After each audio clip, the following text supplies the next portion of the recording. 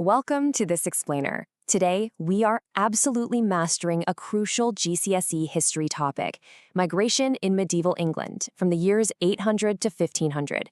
Let's get straight to work. Here is our exact roadmap for the next few minutes.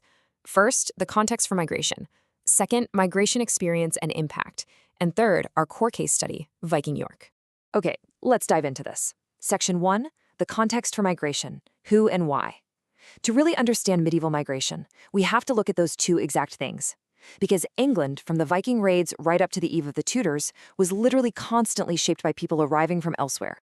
So who actually migrated? Well, three main groups define this period. And for your exam, you need to know exactly who they were and how they operated. First up, the Vikings. They started out as terrifying raiders, right? But they actually evolved into major permanent settlers, particularly across northern and eastern England, totally transforming the local culture. Second, the Normans. Arriving in absolute massive force after the Battle of Hastings in 1066, they didn't just swap out the king. No, they completely reshaped land ownership and government from the very top down, bringing in this rigid feudal system and building massive stone keeps to physically dominate the landscape. And third, Jewish communities alongside European traders and craftsmen. They arrived for very different, highly specific reasons, mostly economic opportunity, international trade, and to bring in highly specialist skills. The monarchy, for instance, actively invited Jewish communities because strict Christian usury laws actually prevented Christians from lending money at interest. The crown desperately needed this financial capital to function, which created a really vital economic niche for these migrants. Now, you might be wondering, why did England attract them in the first place? Well, it's absolutely essential to distinguish between why migrants actively came and the broader social networks that allowed them to stay. So, on one hand, you have your direct economic pull factors, things like a booming wool industry, expanding towns demanding new skills, and the constant financial needs of the royal family. But on the other hand, you have context factors, and this is where the concept of Christendom is absolutely vital. England was not some isolated island. It was a deeply integrated part of Christendom. This shared Catholic faith meant there was a shared language of Latin among the educated elite, shared religious institutions, and a universally understood overarching culture. It was this massive European network that made, say, an Italian merchant or a French craftsman feel legally and culturally secure operating in London. Christendom provided the familiar framework that literally facilitated this whole movement. So, the crucial point is this. For your exam, always separate specific economic pull factors from the broader context of Christendom. Examiners frequently see students conflate these two concepts, and you'll absolutely lose marks if you do. Think of it like this. Pull factors of a magnet explaining why an individual merchant packed their bags for London. Christendom is your actual road that lets them travel to that magnet and be legally recognized once they get there. Keep these strictly distinct in your answers, and you're going to maximize your marks. Right, let's transition to our second section, migrant experience and impact, looking at life in England.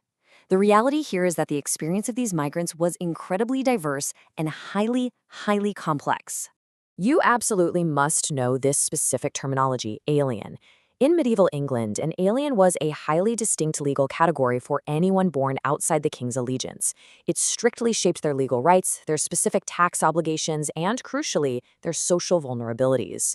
But remember, for your exam, this wasn't just one single uniform experience. A powerful Norman lord securing a stone castle and a Jewish moneylender subjected to royal taxation would actually both technically occupy the status of an outsider at different points. However, their day-to-day power and security in society were wildly different. For example, Jewish communities faced severe vulnerabilities. Because they were legally considered the direct property of the crown, kings like King John could, and totally did, impose exorbitant, arbitrary taxes called tollages on them, without any legal recourse whatsoever. That is exactly how the legal status of alien played out in harsh reality. We also have to consider massive historical disruptions, like the Black Death in 1348.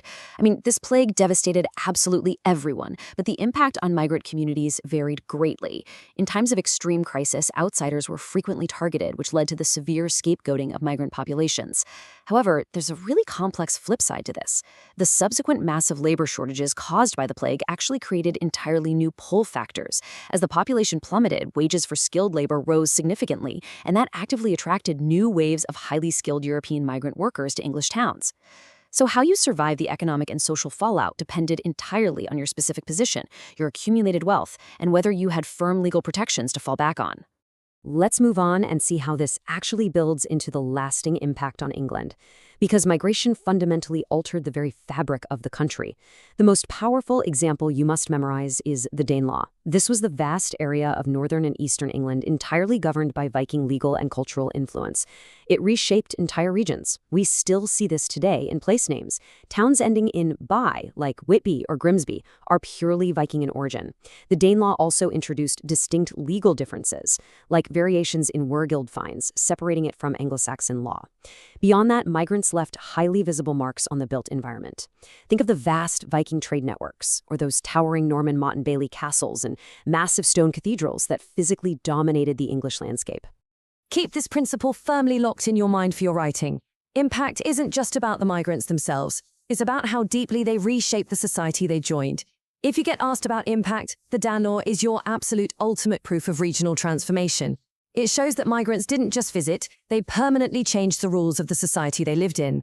Okay, now we're zooming into our final section, number 3. This is the specific, micro-level case study that you must know cold for the exam, the city of York under the Vikings, which they knew as Jorvik. And this brilliantly illustrates exactly what we've been talking about, the Vale of York hoard. Discovered near Harrogate, this 10th century Viking silver hoard is not just some pile of old metal. It is direct, undeniable physical archaeological evidence of a highly complex society. Inside this hoard, archaeologists found coins from as far away as Samarkand in the Islamic world, right alongside distinctly Viking silver arm rings. This completely proves Viking wealth. It proves their sprawling, highly sophisticated international trade connections. And most importantly, it proves the absolute permanence of their settlement in Yorkshire. They weren't just passing through, right? They were accumulating vast wealth and confidently burying it for safekeeping on land they firmly controlled. Let's quickly walk chronologically through how York actually evolved. In the 9th century, the relationship began with initial, highly violent Viking attacks and localized raids. But crucially, they didn't just raid and leave with portable loot. By the late 9th century, we see a definitive historical shift from raiding to settling. The motivation here is key. The Great Heathen Army realized that the land in England was incredibly fertile, way better for sustained farming than the rocky terrains of Scandinavia. They didn't just want gold, they wanted permanent farmland. And so, by the 10th century, we see the firm establishment of Jorvik. It wasn't just a temporary military camp anymore. It had evolved into a major, permanent international trading hub. To truly understand Jorvik's development, look at these 3 exact steps. First, geographically, its river access made it a vital node in vast trade networks stretching all across Northern Europe, bringing in incredible luxury goods and specialized craft skills. Second, the archaeology proves everyday, mundane life was happening right here. We aren't just finding weapons. Excavations at Coppergate have uncovered preserved timber houses, intricate bone combs, and extensive leather working shops. This gives us concrete evidence of a thriving, settled economy. Third, and perhaps most importantly, there was gradual integration. The Vikings actually blended with the existing Anglo-Saxon populations, adopting local customs and institutions. Migration reshaped York without erasing what was already there, creating a newly blended, highly prosperous Anglo-Scandinavian society. Here's a major exam tip for you. The examiners absolutely love it when you contrast the popular mythologized image of Vikings as bloodthirsty raiders with the actual, well-documented historical reality of Vikings as permanent settlers and sophisticated traders. When writing your exam answers, you literally must lead with the settlement evidence, like the workshops in Jorvik or the Vale of York hoard, rather than just focusing on violent conquest. While the Hollywood axes and violent raids get all the attention, it was actually the anvils, the trade scales, and the agricultural tools that truly built medieval England. So let's immediately test your understanding. If you opened your paper and saw this actual GCSE-style question, how significant was the impact of Viking migration on English society in this period? How would you answer it right now? Here is your final reminder to tackle that exact question. Please, don't let your analysis collapse into vague phrases. Don't just say they had a huge impact. Prove it. Use the specific mechanisms we've covered today. Talk about the vast trade networks. Detail the legal and cultural legacy of the Danelaw. And anchor your entire argument with hard archaeological evidence, like the Vale of York hoard. You now have the exact structure, the precise vocabulary, and the concrete evidence to absolutely dominate this topic. Get out there and show the examiners exactly what you know.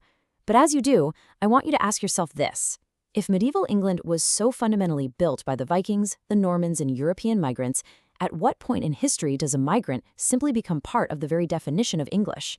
Good luck and keep questioning the past.